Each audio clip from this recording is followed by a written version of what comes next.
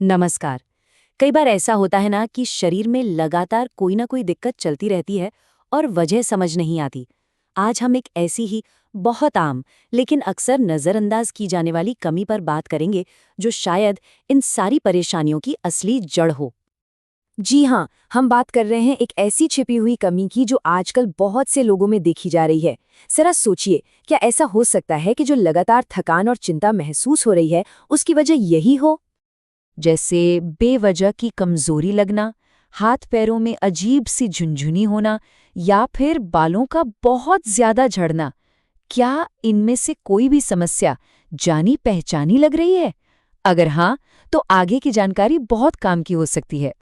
देखिए, लगातार कमजोरी या स्टैमिना की कमी, हाथ पैर सुन्न होना या झुनझुनी होना, बिना किसी कारण के बाल झड़ना, चिंता या घबराहट महसूस होना, एनर्जी और मूड का लो रहना या फिर छोटी छोटी बातें भूल जाना, दिल की धड़कन का अचानक तेज हो जाना, ये सब कुछ बहुत आम लक्षण है। और अगर इनमें से मान लीजिए 3-4 भी किसी को महसूस हो रहे हो ना, तो समझिए बात पर ध्यान देना बहुत जरूरी है। तो सवाल ये उठता है कि आखिर ये विटामिन B12 है क्या भला, और ये इतना जरूरी क्यों है? इसे आप हमारे शरीर का एक साइलेंट वर्कर, एक गुमनाम हीरो समझिए, जो पर्दे के पीछे रहकर पूरे सिस्टम को पावर देता है।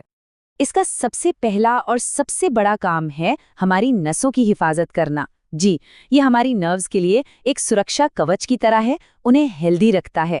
और यही वजह है कि जब इसकी कमी होती है तो सबसे पहले झुनझुनी जैसे लक्षण सामने आते हैं। इसके बाद इसका दूसरा बड़ा काम है हमारे खून को बनाना, मतलब जो रेड ब्लड सेल्स होते हैं ना, उनको बनाने में इसका बहुत बड़ा हाथ है। और जाहिर सी बात है, जब खून ही ठीक से नहीं बनेगा तो कमजोरी और थकान तो महसूस होगी ही। और बात यही खत्म नहीं होती, B12 हमारे दिमाग के फंक्शन को भी स्मूथ रखता है। इसका सीधा असर हमारी मूड और एनर्जी लेवल्स पर भी पड़ता है।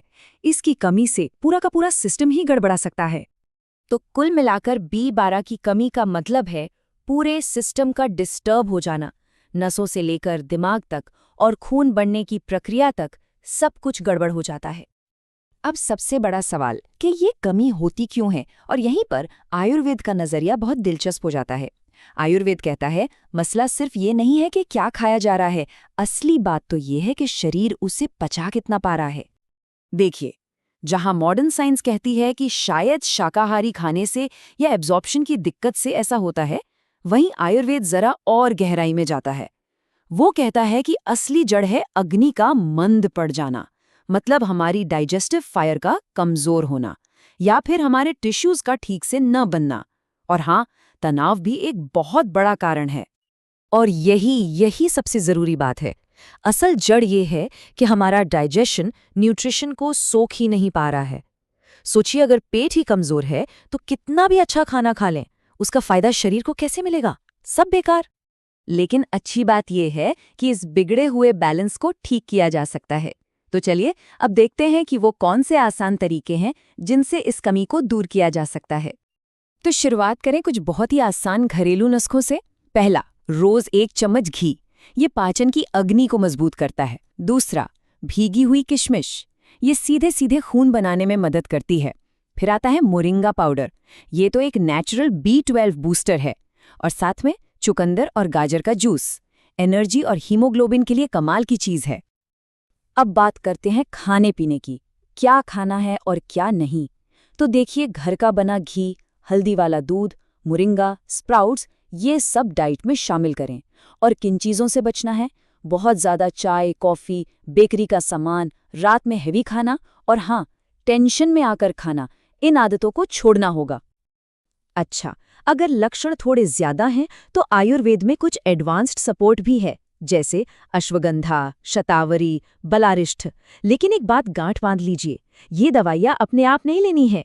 इन्हें हमेशा किसी एक्सपर्ट की सलाह से ही लेना चाहिए। और भी गहरे इलाज के लिए पंचकर्म थेरेपीज होती हैं, जैसे अभ्यंग, बस्ती। ये सब क्या करती हैं? ये नसों को एक्टिवेट करती हैं, वात यानी नर्वस सिस्टम को बैलेंस करती हैं। खास तौर पे शीर बस्ती, जिसे झुनझुनी और कमजोरी के लिए बेस्ट माना जाता है। तो अब ये सब करने के बाद मन में सवाल आता है कि भाई ठीक होने में टाइम कितना लगेगा? तो चलिए इस पर भी एक नज़र डालते हैं कि रिकवरी का रास्ता कैसा दिखता है। देखिए, अगर कमी हल्की फुल्की है तो 2 से 4 हफ्तों में ही रिकवरी हो जाती है, बल्कि कई लोगों को तो 3 से 7 दिन में ही एनर्जी में फर्क दिखने लगता है।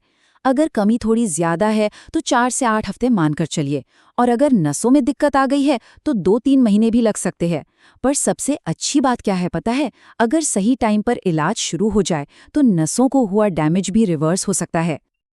तो अब एक पल रुककर सोचने वाली बात है कि कहीं ये शरीर भी इसी जरूरी पोषक तत्व की मांग तो नहीं कर रहा।